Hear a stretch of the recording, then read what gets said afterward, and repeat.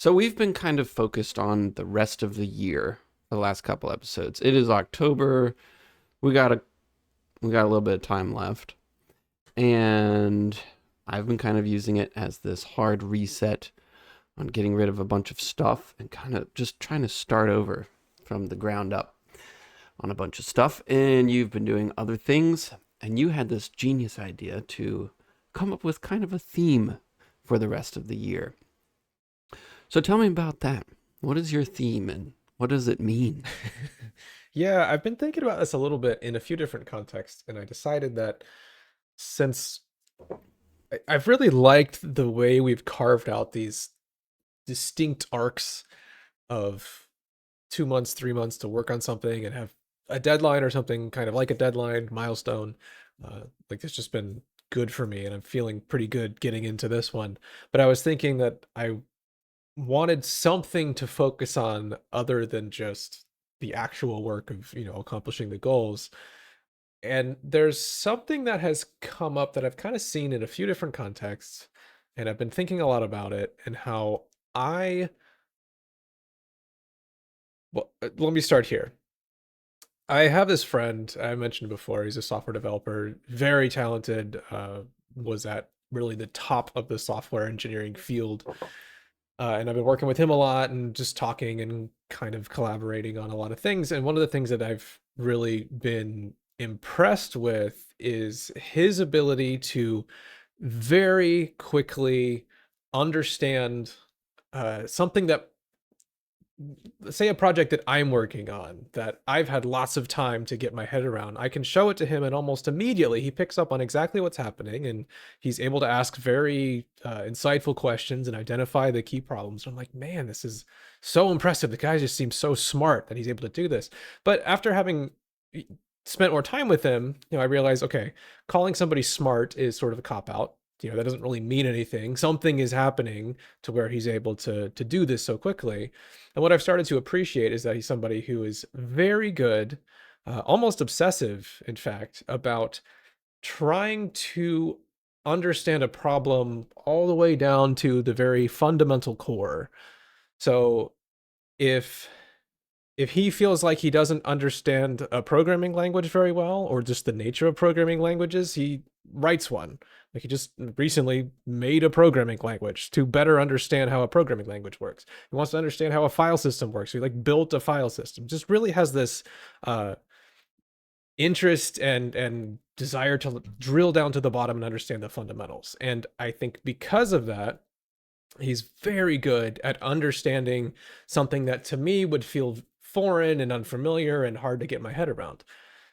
So I've just been recognizing that a lot and thinking, I feel like I am somebody who I've always put a lot of value in the idea of just jumping in and trying stuff. And I still think that that is a great quality to have. I think, in fact, the difference a lot of the time, say in the computer technology space, between somebody who just doesn't seem to have a handle on it at all. Some of the older generation is like this, although obviously not everyone. But there's just this almost learned helplessness around tech, and people just kind of throwing their hands up and saying, I don't know what to do. The difference between that and somebody who's very competent and willing to, or able to understand this stuff, oftentimes comes down to just a willingness to get in there and push buttons and try things and figure out what works. And I've always had that mindset, and I'm very happy about it. I'm willing to just start throwing stuff down and trying to make something and figuring it out. But the potential downside, I think, is that oftentimes that attitude of just getting in there and trying things can kind of leave me operating at a bit more of a surface level than I should. And I really want to have more of a mindset of recognizing when I don't really understand what's happening, and then tunneling down to what is fundamentally what's happening here. What is the underlying principle that gives rise to all the things that I'm seeing? How do I really understand that, so that I really understand what I'm doing? I know that was kind of a rambly explanation, but Does that come across? Do you understand my desire here? Yeah, so what's the theme? How would you Okay. summarize that? Yeah, we talked about this briefly, and you're like, "That's stupid. That's not a theme." I'm like, okay, fine. So I'm gonna give it the name uh Finding the Floor. That's the way I recognize it when I see it in someone else, and that's something that I want to be good at or better at or put more priority on is finding the floor. When I'm working on something, anything, it doesn't have to be software engineering, could be me playing a game, could be anything. I want to develop the sensitivity to when I don't truly understand, and I want to move downwards until I understand the fundamentals and then can reason my way back up. So finding the floor, that's my theme. Okay. Maybe you should have it written somewhere obvious or Get a some way to tattoo or remind something. yourself. I I was thinking about themes today as you brought it up, and I remember at the beginning of this year we talked about themes for ourselves for this year. Do you remember what yours was? No. Neither do I.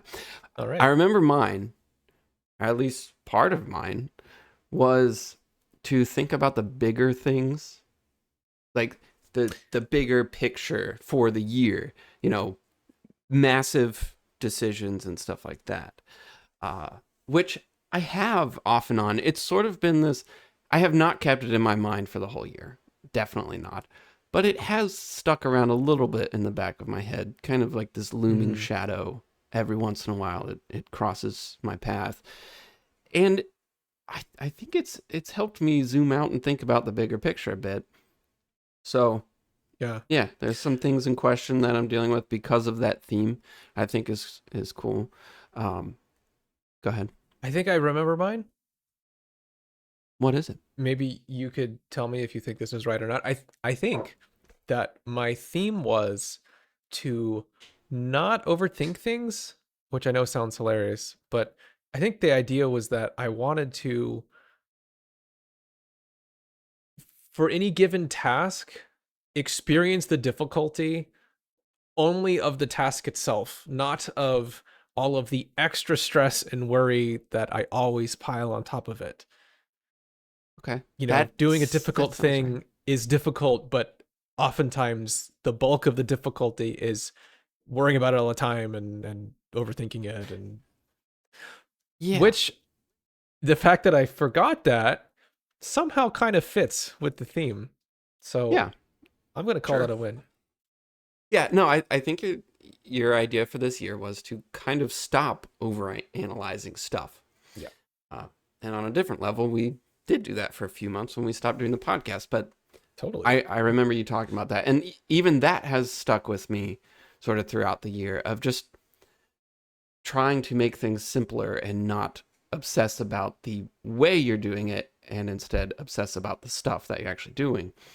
Or maybe not even obsess, but just focus on the things that you're doing instead. Yeah.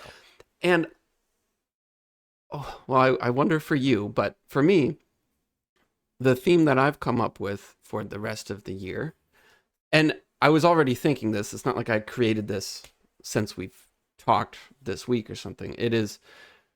This was kind of the whole idea. I didn't really think of it as a theme, but the whole idea was get back to my roots or Mm. a hard reset on me and remove. So that was the motivation for removing all of the excessive distractions and stuff. So Reddit, YouTube, all the social media stuff, the news, Yeah. all of that. Removing all of that has stuck me with me.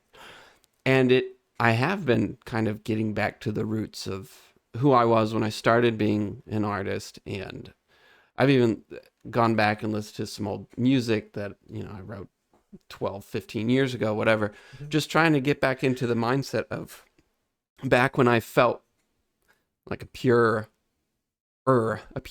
artist and musician and person. And there's a lot of things that have happened since then, but I think I'm kind of using this last part of the year to really focus on that, which fits into my larger theme I think it may have been subconsciously driven, but it fits into my larger theme of thinking about the bigger things and the bigger decisions and sort of, where life is going and stuff like that. So Okay. I wonder if my theme at the beginning of the year has worked its way into my decisions at the end of the year right now. So I'm wondering if you think your theme at the beginning of the year has kind of influenced this last bit, or if I'm just looking for patterns that may not necessarily be there. I, well, to be fair, I did not even remember that I had a theme at the beginning of the year, much less was it But what it was until just now. but has it been an undercurrent for what you've been doing? Yes, it has. And I say that pretty confidently. I have recognized, I don't know if you remember me talking about this. I mentioned it kind of offhand on the podcast, I think, but how I would make like a tiny mistake when I was typing. Just type in words, misspell a word, and every time that happened, I'd have this little jolt of why did you do that? Is something wrong with Mm-hmm. you? Are you dumb now? I mean, it's weird and it sounds kind of strange to say it out loud, but there was just this thought that would happen all the time. And I kind of wrapped up, I think, in some anxiety around getting older and worrying about, I don't know, slowing down or just some whatever flavor of self-doubt it was. Like it was that. Just little shock every time. And obviously I work at a computer all day, so this was happening very frequently. But I noticed, and this might be overthinking it in a way too, but recently I noticed that just while I'm sitting there typing, like, oh, that doesn't really happen anymore. I just mistyped a word and had to back up and I kept typing. I'm like, oh, that was fine. I don't actually think that I've had that little jolt of anxiety in months now. And in general, looking back to the state of mind that I was in, at least at times, early in the year and certainly last year, I have thought, man, I think that a lot of this I've really cleaned up. And well, another example of that, when I'm out, walking the dog or something, pretty well, occasionally now, I'll have a thought of like, I don't know what they call this in psychology, but like a catastrophizing thought or something, I I always called it like a dark fantasy, which it's not anything that dramatic. It's just like can imagine some little fight or disagreement that I had with somebody from 10 years ago. And it's like this thought just spirals out into this, like we're fist fighting by the end of it. Or I'm just thinking, like imagining it going really bad. I mean, it's stupid, but it was just something that would happen a lot. Or it's whatever, just some worry, some negative thing that would turn into this whole narrative in my head. And now, whenever a thought like that begins, my reflex is to think, ugh, I don't want to do that. Like, I have better things to do with my mind than spend 10 minutes spiraling on something that makes me feel anxious just for no reason.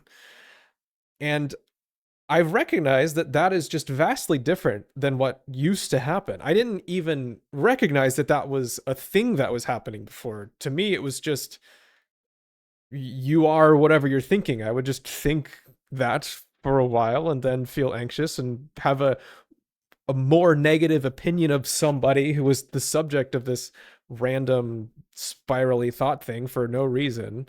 But anyway, just another example of something that I've kind of had this moment of, oh, that doesn't happen anymore. So, yes, I think that a lot of the focus, not just at the goals for the beginning of the year, but even probably the year leading up to it, have really helped. And I think that I am in a largely better headspace. And even this theme right now, to kind of tie it together, me thinking, I really want to get better at, understanding the fundamentals and recognizing these things that I've seen in other people and other contexts. That is, I think, actually a sign of being in a pretty good place where I'm not just worried that I'm like, oh, do I still have it or not? Like I'm after something that is new and different and like an improvement upon my thought patterns. And I think that comes from having cleared out a lot of the junk and feeling like I can really focus on something that's an improvement. Yeah. I Okay, there's a couple different directions I could go with this. I'll say I've definitely noticed that in me as well, and I think it probably has a lot to do with us pointing it out, thinking Hmm. about it, and then training ourselves to not think about it. I Yeah. remember, I was taking these life drawing classes, and there were weeks where, you do a bad drawing or something, and it just ruins the whole week. You just feel like this Mm. total failure or whatever. And then when we started talking about this, about just kind of letting it go and really training yourself not to think, not to get wrapped up in that dark fantasy thing that where it all goes bad. Yeah. I've done a lot of horrible art and not really cared. And I think Hmm. that has let me improve a lot. Um, I would not say I'm cured of that. I think, Sure.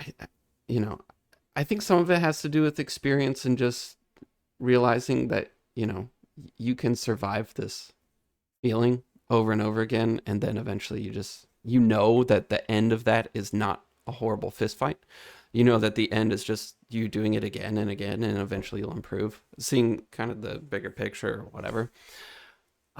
I've noticed so I've been I, I kind of have this intern right now or You I'm have an their, intern?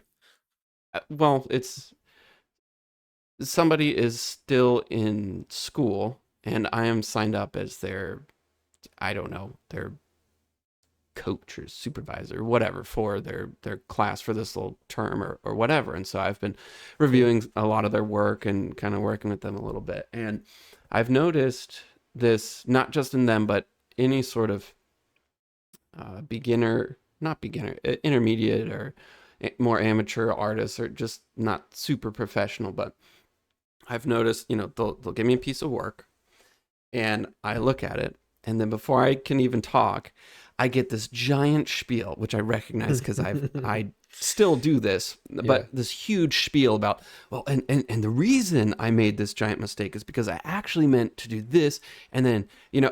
they give me all of their intentions and why they chose this, and all of these reasons as to why the piece of art looks the way it does, and even though it looks awful, it's actually, there's a reason for everything and whatever. Like there's just this huge explanation as Mhm. to why the art looks like this. And in my head, instantly, I mean, within, half a second, I look at it and I'm just thinking the only thing that's going on here is you don't understand 2 point perspective. I mean, that's it. Like that's the answer. So I have this experience of, I know it's wrong, but in their head, they have, thousands of explanations as to why everything is exactly the way it is. And I remember doing that a lot, and I still remember doing it because I still do it to a degree. So part of that, I think, is just experiences, playing through all of these problems and realizing that what you think is this giant big deal is actually just this small thing, but you can't see it until you're Yeah. far at the end of that. But And yeah, that I not to pick on anybody because I've been there 110%, but you can really tell how much like self-value is associated with this thing for yeah, somebody, where you can't just go, oh yeah, that's not great, or oh yeah, this was wrong. It's like you have to kind of justify everything, or want to justify everything, and it's just like there's so much of yourself on the line. And yes, i I mean, same thing, that's what I was fighting with, at least in part, earlier in the year and previously. And so that's been part of it, is like even the typing thing, as stupid as it sounds, like I almost hate to even say it out loud because it's like embarrassing, but even that was like this tiny little thing where just the mistake of mistyping a word would trigger this little bit of, uh is this does this say something about me right here? I mean, not even yeah, conscious, but it was there. And trying to get to a place where it doesn't feel like my identity or myself, my own performance is on the line for stupid little things. It's great. And Well, you said you have this friend that kind of obsesses about these things and just kind of goes and just yeah, understands or does these things, doesn't really seem to get caught up in stuff like that, a yeah, little typing mistake. I have a friend that could be described in exactly the same way, where, and we've done kind of lessons back and forth or whatever, and he'll show me stuff. And I mean, he's been doing art since forever. And I will spend, or okay, just recently, I spent, a couple hours on this one drawing. Very proud of it. This is probably the best thing I've done in, the last month or so for my own personal stuff. And I showed it to him. He's like, okay, yeah, that's cool or whatever. And then he can do the same thing, not just because he's more experienced, but his brain just works a little bit differently than mine in where he will just draw this thing and then go to the next one and then go to the next one. He just keeps going and going, and there is no hang up of this ego involved at all. yeah, And when he shows me stuff, he has no hesitation to draw. He has no hesitation to do art whatsoever. He will make the worst drawing in the world and then have fun with it, and it doesn't matter. And it makes yeah, him so much better than me. And it's frustrating because I will do this drawing and then in my head it kind of gets framed as this is a landmark of this thing that you've done, and it's important, and it means you've moved up to another level or something. And it becomes this icon of yeah. me, of who I am as a person and where I stand as an artist. And for him, there just is none of that. It's just constant fun and improvement and Hmm. experimentation, and it just keeps going and going, and it just doesn't stop. And I envy that. And the funny thing is that I have that with music even still. I mean, probably not completely, I'm idealizing a little bit, but I play in this little band at work, and there are days where I am just really bad. And I don't really care. Like there is no damage done Yeah, to the self. It's just, oh yeah, it's one of those days. Like there's so much experience involved because it's been with me basically my entire life that I just know that it just doesn't matter. If I want to get better, this is what I have to do. If I wanted to play better that day, I should have warmed up more, whatever. Like there's just, yeah, I just know the answer. But when it comes to art, I seem to struggle with that a lot more. And I've brought this up before, but I have a feeling it has a lot to do with starting more as an adult. Same with you, maybe with typing. That's maybe not the best example, but with anything we do as adults, and I've seen this in other adults that I work with or yeah, am around, they have that same uh, pattern of hangups for every little mistake, and it really slows them down. It slows me down. hmm, Uh, so yeah, it's a good. I guess it's nice to hear you talk about that again because I haven't really thought about that much, and I think I'm falling back a little bit into yeah. that. Honestly, I feel like of everything we've talked about, maybe the most important thing has been the Batman effect. Hmm. The idea that the more separate you are from this strong sense of self and being in your own head and identifying me and how I'm doing, the more you're able to get away from that and just lose the idea that you are there doing things and you're having to analyze and you're just someone else just doing the thing, like there's nothing else happening. That's like nirvana of, I don't want to call it productivity, like effectiveness. That captures it so well. Uh, can I tell you something kind of weird that I've been doing lately that I think has actually been really helpful? So Do you I think I? was I was thinking about the Batman effect specifically and how what they observed with all this testing. Just a quick reminder for what the Batman effect is. It's this observation that some psychologists did, like in this testing, where they tested kids, and the more separate or the farther away from the I and the self-absorbed thinking they could get the child, the better they did, like very measurably. And so role playing as a superhero was one of the most powerful ways of getting there. So like a kid pretending to be Batman did better than a kid not pretending to be anything. That's the Batman effect. So I was thinking about that and thinking, you know how people will say that it's actually good to think in third person, where you don't think, I'm having a hard time today. You think Mike is having a hard time today. He's tired from working too long or didn't sleep well or something, right? Which never ever talk that way out loud, but as an internal monologue, it can be helpful because it separates you from that tight sense of self a little bit. Well, I thought about that and I kind of started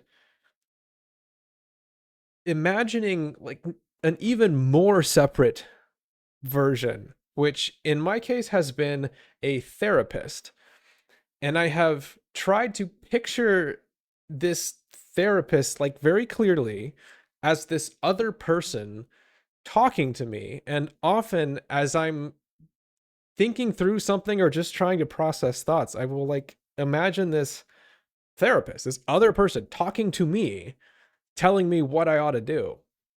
And it feels weird. It feels like it's somewhere on the spectrum of voices in your head, but I found it to be very helpful and even comforting to just I mean, I'm still in my head obviously, but it feels like I'm getting out of my head where I'm just having somebody else talk me through something, and it gives me this really good perspective in the way it almost feels like I can see myself in the way that I would talk to somebody else. And I've really found it very helpful, even though I know it seems a little odd. I think we all kind of do that. Yeah? So, yeah. Okay. I mean, maybe we should do it more. But we all kind of role play in our heads a little bit. So I'm just saying you shouldn't be, Yeah, but So- it's been very explicit. I've been like, okay, in my head lives a therapist now, and the therapist talks to me and tells me what I ought to do, and it has genuinely been very helpful. Does he have a name? No, it's more of this like non-gendered amorphous kind of godlike figure. But they're very I mean they have a very distinct like attitude and personality. They don't really have a body exactly. Okay. So from talking to your mind therapist, having themes for the rest of the year and overall overarching yearly themes, and whatever else we said, what are the takeaways? What should we be doing for the rest of the year or for next week or whatever? Do we have any, action plans? Well, my theme is to find the floor, really look for understanding the fundamentals. Your theme, you said it was getting back to your roots. Yeah. Yeah, that's the best way I could find to describe it. I could say, Yeah. finding myself again, but that sounded a little pretentious. So, Okay. getting back to the roots. I I mean, I feel like I'm kind of already there. Getting rid of all of this extra stuff. Mm-hmm. It really feels incredible. I wish I could show the modern world what it's like to just remove the modern world. It's amazing. I yeah. I mean, I'm not going to get on a soapbox or something and preach to the person I was a couple weeks ago, but Right. it's just yeah. I mean, I don't even think I'm in the novelty phase. I'm not super excited and my whole life is totally different, but getting rid of the news, getting rid of the social media stuff, I just feel calm and more focused and fine. It's like I'm so impressed that you got rid of all that with like a week and a half to the US election. I I've done know. okay, but I'm still it's like in the corner of my vision. I Well, haven't been able to escape really. I was really invested. I mean, it's Yeah. like watching a, sports play. Like Mhm. you just get so into the game and you feel as if you have the answers. Mhm. But the problem is that, when you read the news, you feel like if people would just listen to me, Oh yeah. everything would be fine. And so you get all worked up. The problem is that you don't actually matter at all to the state of the world. Nope. For the most part, and it doesn't really matter how angry you get or even if you have all of the answers because you're not going to do anything with them. So it just ends up ruining your day, or over the course of a long period of time, your life. So yeah, giving that up has made me feel so much better. Maybe it's ignorance being bliss is probably maybe the case. But either way, I don't know. I could definitely go on a rant for myself for the future when I start, getting back into Yeah. things or whatever.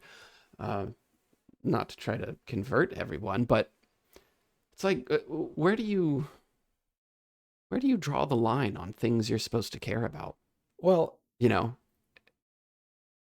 it is at least worth recognizing that the anxiety and the outrage is in service of someone else, not you. Like there is a negative benefit to you as a person to be consuming all of that media. It's the and I mean the 99.99% of people who are doing that are not of have no significant chance of changing who they're going to vote for, what they're going to do. Like it is not going to have any effect on a person. Anyway, not to get into that, but I think I haven't become quite as isolated and monastic as you have, but I have done pretty well. It's been a pretty solid 2 weeks. I have definitely gotten into where I've been very focused, actually still a little bit too focused, a little bit too much crunch time for trying to do certain things. But I also I've been focused. I've been working on my theme of trying to develop deeper understandings of things, and I have done that, I think, at least in the short term. I've had a few sessions where it almost felt like lifting, uh, in that it was very hard. I Some of the things that I was trying to tackle mentally, I just kind of felt like, wow, this is very challenging. My brain hurts. My face feels hot from just really trying to drill deep and focus and think very hard about some pretty challenging problems. And I came out the other side thinking, hey, I think I did it. I did some pretty cool stuff. I've done some things that I would say nobody has done, but they're pretty unique. They're pretty on the edge of uh, you know, software development tech. So I'm pretty happy with it. Okay, good job. Let's end it there, because I'm going to start rambling about stuff if we don't end Cool. it now. We'll save it for next week and you can ramble all you want. Deal. All right.